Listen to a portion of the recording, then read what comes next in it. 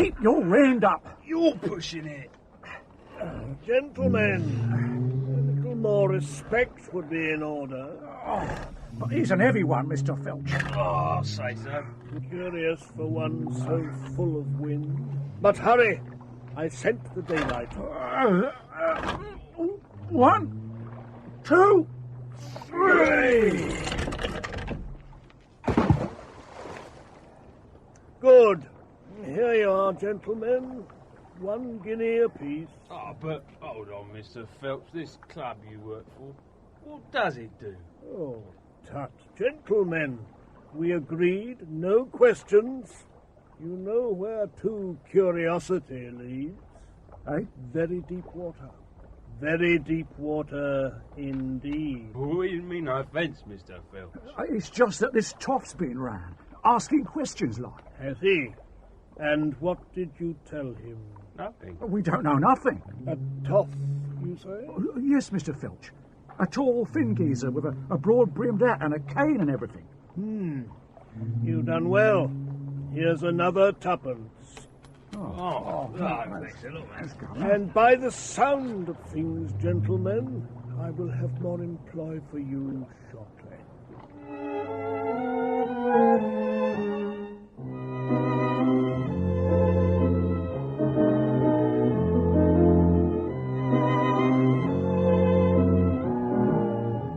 The Fall of the Mausoleum Club, written by James Hendry and Ian Brown, starring John Nettleton, Jim Broadbent and Peter Howell.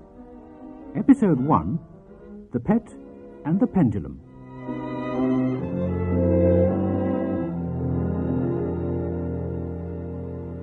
And so the grey, sluggish waters of Father Thames resumed their relentless flow, and the empty prattle of the Honourable Clarence Green was never heard again. Well, thank you for retelling the story of that young whelp. It's a pity nothing has happened to match it these past 18 months. Aye, it's already Whitsun. What neck he had. Not content with transgressing our portals unbidden, this ill-mannered fool extorted from us our grisly secret. To say nothing of 6 of our finest tales. Ah, yes, our tales. Shall we greet the morning with yet one more? Oh, come, Archbishop. We've not heard your story for many a year. Oh, no. I don't think I would. No. Very well. Settle back in your deep leather armchairs, and let me tell you the strange and scandalous story of King Victoria and the surgeon's secret. Fetch, bring some savouries. Very good, sir. It all started many years ago, when I was a young curate in the icy wastes of northern Canada. I was paying a pastoral visit to the cabin of an old fur trapper when I came across a... Good Lord! Who are you? Pray continue, Archbishop. I have long waited to hear one of this club's singular tales. Who let you in? I let myself in, gentlemen, with this. Good Lord! Filch, throw him out. No, wait. This could be the very anchovy on tonight's woodcock. I suppose you wish to become a member.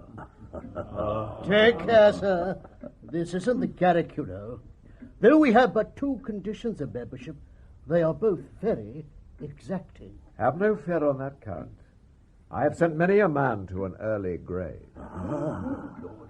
Then you know our second condition. There is very little I do not know about the Mausoleum Club.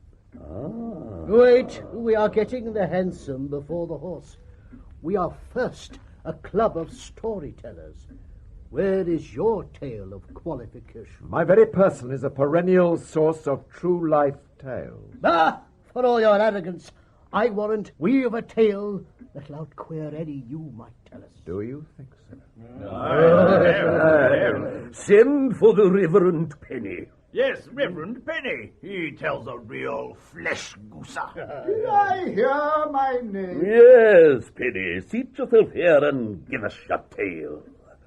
We have a perspective, remember. Then he shall hear a tale of jealousy and metaphysics, a tale of mystery and, shall I say, menageration. A tale I call The Pet and the Pendulum.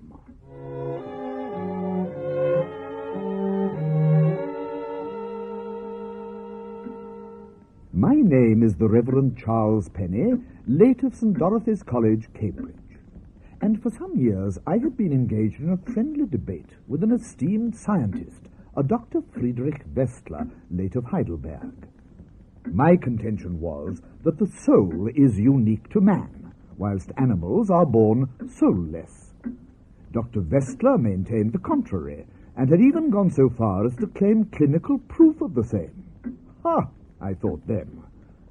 The debate raged long and hard in the columns of Theological Quarterly, then was carried on in the Lowestoft Bugle, and continued to stimulate for some years in the classified section of Practical Woodwork Monthly, incorporating the Gentleman's Shelver. Finally, a letter published in Thrilling Wonder Stories invited me to journey to Dr. Westler's mountain retreat, where he would demonstrate his theory in a most concrete way. Intrigued, I decided to bring my usual tandem holiday forward to the Easter vac, and set out for Carpathia with my beloved books, a young companion, and the smell of blood in my nostrils. Nothing like cycling for cleansing the soul, eh, Peter?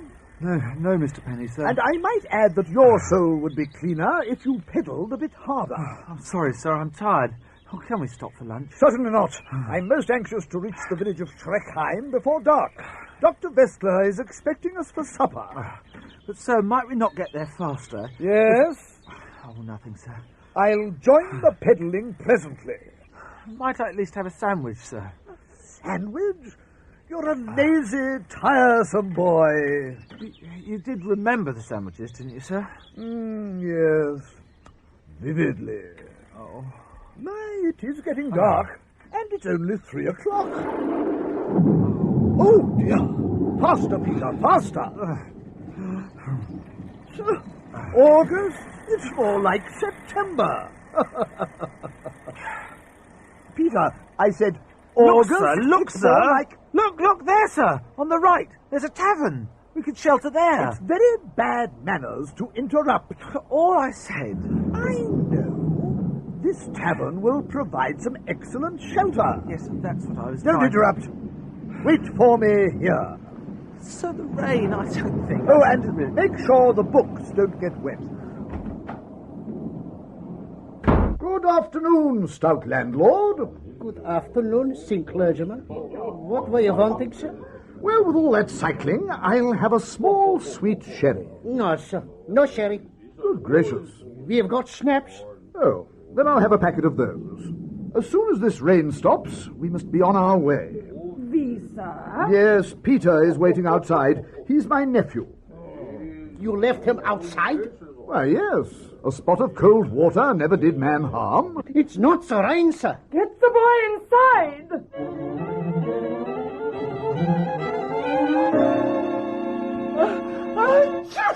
Oh, poor lad. Why did you leave him out there? Well, he's too young to drink in pubs. But not too young to be snatched away. Hush yourself, Inga. What do you mean, snatched? This is a dangerous place, sir.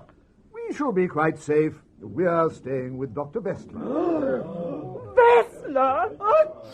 Yes, Westler. Why not?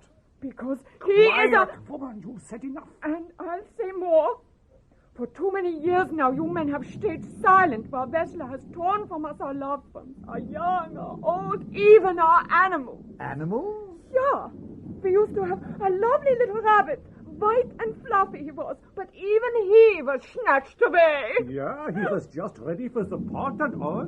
Animals. I'm more concerned about people. Come on, Peter. Oh, Peter, pull yourself together. Castle Schreckheim perched atop a giddy crag, overshadowing the village, like some grotesque raven brooding over a cadaver. It seemed the sole approach was by means of an aerial cable carriage. We paid our fare to the carriage's taciturn driver and commenced the vertiginous journey. I say, can't you hurry this thing along? I have an urgent appointment with Dr. Vestler. Dr. Vestler, yes? Oh, never mind. What's the matter, man? Cat got your tongue?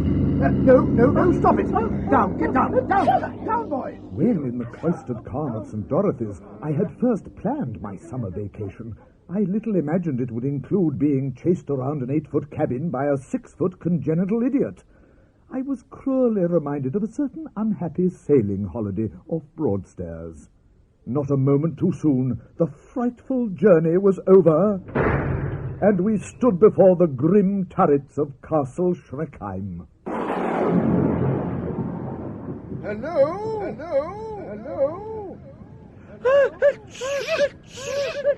Hello there!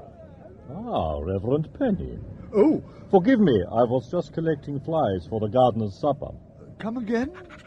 Get down, Bella. Dr. Vestler, I assume. Indeed, and this must be your nephew. Yes, I'm afraid he's rather stupidly caught a cold. Oh. Well, that shouldn't matter. Come in, won't you? Your man? You mean Bella? He seemed a little agitated. Pay no heed. He needs walking, that's all. As the cable carriage driver lolloped away into the shrubbery, I was conducted into a cavernous vestibule by the startling Dr. Vestler. He was a grizzled giant of a man. From the firmness of his handshake, I deduced that his advanced years belied a preternatural strength. I thanked Providence that the forthcoming fight was on the mental and not the physical plane. First, I imagine you wish to refresh yourself. Rather. I'm exhausted after all that peddling, eh, Peter? Then I shall see you both at supper. In preparation for supper, I laid out my favorite arguing togs: a loose dog collar to allow free shaking of the head, college cufflinks to convey authority, and a good pipe to stab vigorously at my distinguished opponent. Ha! Vestler would rue the day he crossed swords with the D'Artagnan of St. Dorothy's. Pray be seated. Your nephew won't be joining us for supper. I think Peter is best placed to answer that question. It wasn't a question, Reverend. My fellow diners were indeed the queerest folk with whom I had ever broken bread. One pulled at his collar, another scratched at his neighbour's belly. Not one sat up straight in his seat, and their eyes darted hither and thither, not wishing to meet my gaze, nor yet that of the manic Dr. Vestler. Very well, my children, you may begin. I have never been so scandalized in my life. As my soup spoon froze rigid above the bowl, the guests fell upon the repast like wolves. Cutlery flew aside unneeded. Plates and cruet were butted across the table in a battle royal for command of the lukewarm slops. I quickly lost my appetite. My soup had long been annexed by my neighbour. If good table manners are the sign of civilized man, then what were these? These people are little better than animals. Tell me, Penny, amongst your companions at Cambridge, do you have a reputation for being somewhat of a dullard? Aha! First blood, eh? Now tell me, Vestler, you hold that animals are blessed with souls. Yes. And you also deem animals suitable subjects for vivisection? Indeed. In that case, why not go further? Why not practice your skill on living humans, eh? Why not, indeed? Now that's enough, Zoltan. But the human soul is eternal, whereas whatever animates a beast dies with its body. You've been reading the work of Professor Phillips of Trinity. Nonsense, it's my own idea, and I stand by it. You sound very sure of yourself, Mr. Penny. I have great faith. Then you will sleep soundly till the morrow, when I suggest we begin our debate. Begin? But we're in the very midst Good of our... night, Mr. Penny. In my musty quarters that night, I slept the sleep of the righteous until... Huh? What? Who's there? Help! There's a bat in here! Who's a pretty boy? Get away from me! Shoot! Who's a lazy, tiresome boy? What? Penny is a pig. Peter wants a sandwich. Peter, what is it? What's he done to you? Look, I could fly! With this, the fluttering phantasm disappeared through the open casement, leaving me alone with my fear. How was it that this strange bird could repeat that which had passed between my companion and me but 6 hours before? I rushed into Peter's room, but of my callow companion there was no sign. Vestla, where are you? What's going on? Vestla! Down! Get away from me, you brutes! Down! Vestla! Help, Vestla! It was then that I noticed, amongst the seething rabble, something that set my nape hairs a-bristle. There, hopping moronically, his eyes as dead as those of his patients, was Dr. Vestla himself. He was nibbling the end of a large, juicy carrot. Hi, Vestla! Help me! Seeing me dart towards him, the demented scientist gave a violent twitch of his nose, dropped the orange tuber, then darted away down the gloomy hall in a succession of 8-foot leaps. Squirming free of the throng, I seized the first weapon that came to hand, a half-eaten carrot, and gave chase. Gotcha! But I reckoned without Vestla's inhuman strength. With one hop he was free, and as I lay winded from a boot to the abdomen, he vanished from view down a monstrous hole in the ground. All that I could discern was the glint of his watch chain in the first rays of the sun. Curiouser and curiouser. I must follow him and see where all this is leading. And follow him I did, groping my way through the enveloping gloom. Vestla! You're wasting your time, Squire. But Vestla, I have to. That isn't the real Whistler. That's just his body. Peter wants a cracker. What do you mean, just his body? Exactly that. His mind is elsewhere. Yes, well, he was certainly behaving distractedly. But what am I doing talking to a parrot? This is quite ludicrous. Not ludicrous, Penny, and not a parrot. Just his body. What's happening? Who are you? Dear, how soon they forget. Do you not remember your trusted companion, Peter? Yes, I remember him. It's thanks to his stupidity I'm in this mess. You think you're in trouble, Squire? I'm trapped inside a parrot. Peter, is it you? Good old Penny. Slow but sure. Peter, what has he done to you? It's quite simple. Whistler has discovered a technique whereby the human soul may be isolated and transposed with the soul of an animal. But this is a mockery of heaven. Vestla must be a genius of satanic inspiration. Yes, and if he published his proof in the Gentleman Vivisector, your career is finished. Is it?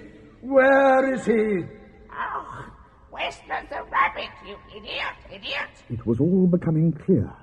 That bestial dinner party, and of course Bella, the strange cable carriage attendant who had gone wild at the mere mention of cats. Come on, Penny, get a move on.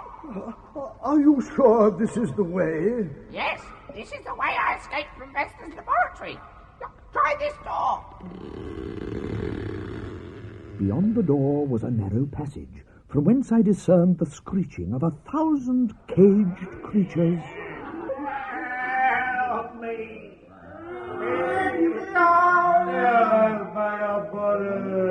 Help us, Penny!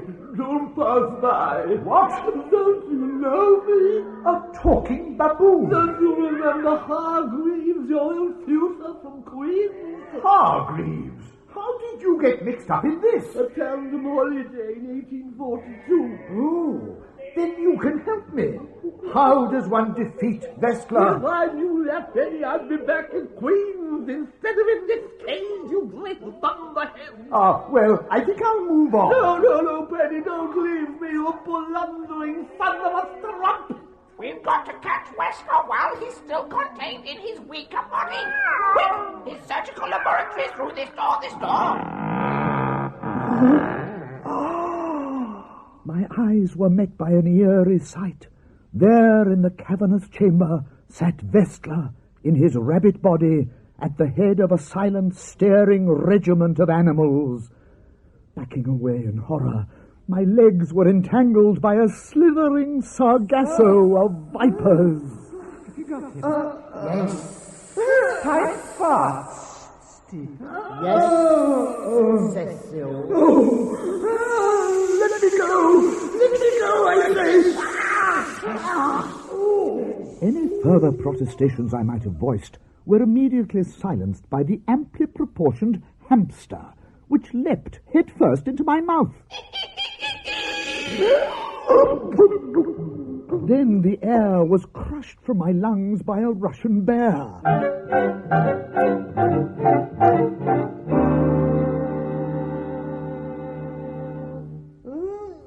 Where am I? My head, it feels as if it's clamped in a vice. It is clamped in a vice. What? Welcome back to the land of the living, for the time being at least. No, don't struggle. The thongs are quite secure. Let me go. What do you want of me? You rabbit!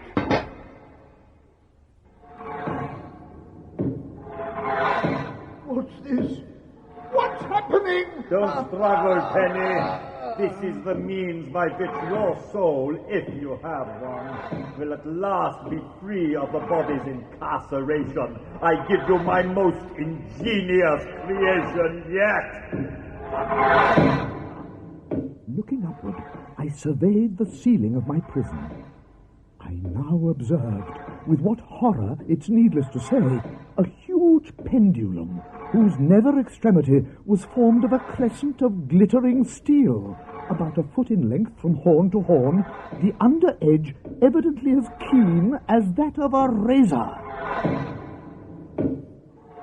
With each swing, the blade slashed closer to my thudding chest. I could barely suppress a cry of outrage. You fiend! This isn't your idea. What? You stole it. No, I didn't. Yes, you did. You thief. I mean, what do you mean? Plagiarism, that's what I mean. Pendulums, axe heads. It's a terrible old chestnut. Oh, I mean, two people can have the same idea at the same time, can't they? The same time? Ha! Poe got there 40 years ago. All right, I confess, I stole the idea from Poe. Ha! Now shut up and die!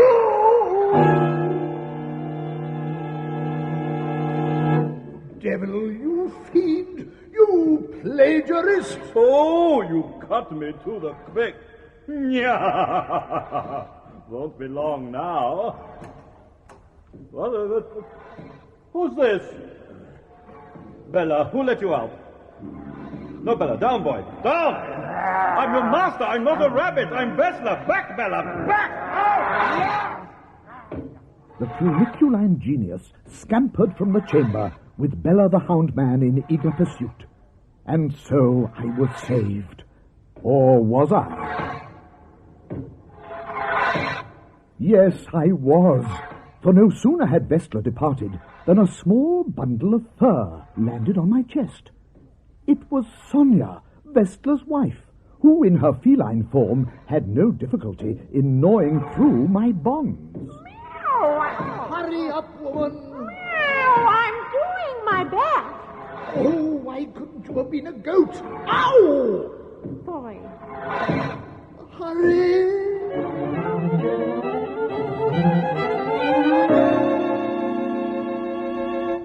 So, gentlemen, can you imagine what happened next? Yes, the cat gnawed through your bonds, and you rolled from the table just as the pendulum sliced it in two.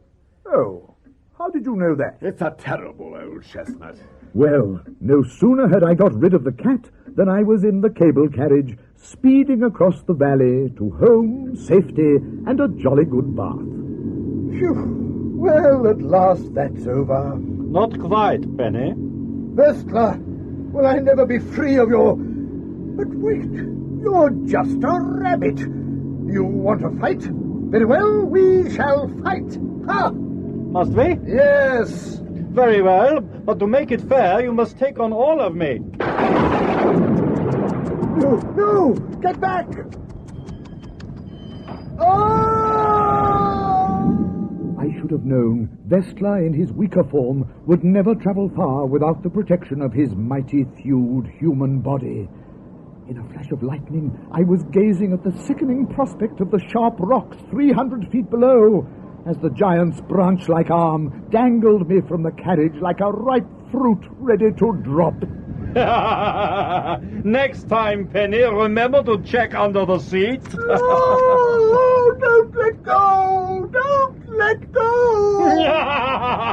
What shall we say? 2 submissions and 1 fall. Please,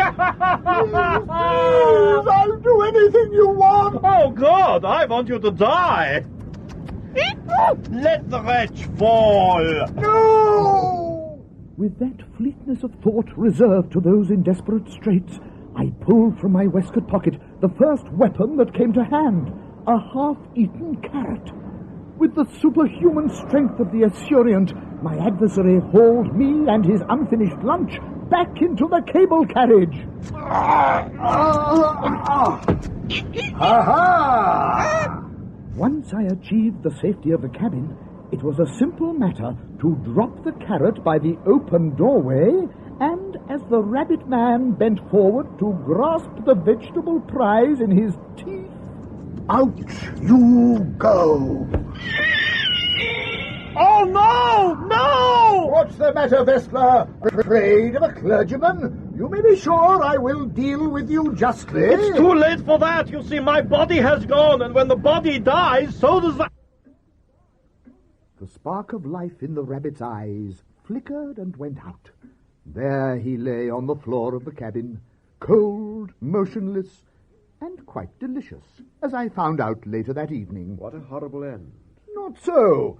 It's not everyone who settles an academic debate by eating his rival.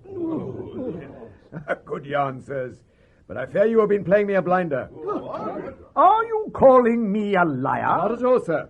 Though I fancy your face is less well known in the groves of Academe than it is on the London stage. And I would venture to guess that there is no such establishment as St. Dorothy's College, Cambridge. Blast you, sir. No, gentlemen. Instead of trying to gull me with fairy story, why did you not tell me the truth? It's far more impressive. You might have told me of the Mausoleum murders, or the Inaudible Man, or of the slaughter of 2 innocent children at the hand of their cold-hearted governess. Or yet of the Honourable Clarence Green, who came to your portals seeking amity and association, and instead met his death. Then you know. There is very little I do not know about the Mausoleum Club. Mausoleum. Yes, every nuance of every detail of every murder has been assiduously collected and brought together in a single portfolio of incontrovertible evidence. Oh, no. Before you attempt anything rash, you must know that the catalogue of your crimes is deposited with my attorney at law, and in the event of my demise or disappearance, shall be passed to Inspector Cadbury of the Yard. Lost you, sir. I believe our visitor wants something. Indeed, how refreshing plain talk is after such poppycock. I want you to do exactly and completely as I say. Otherwise, gentlemen, it's the rope.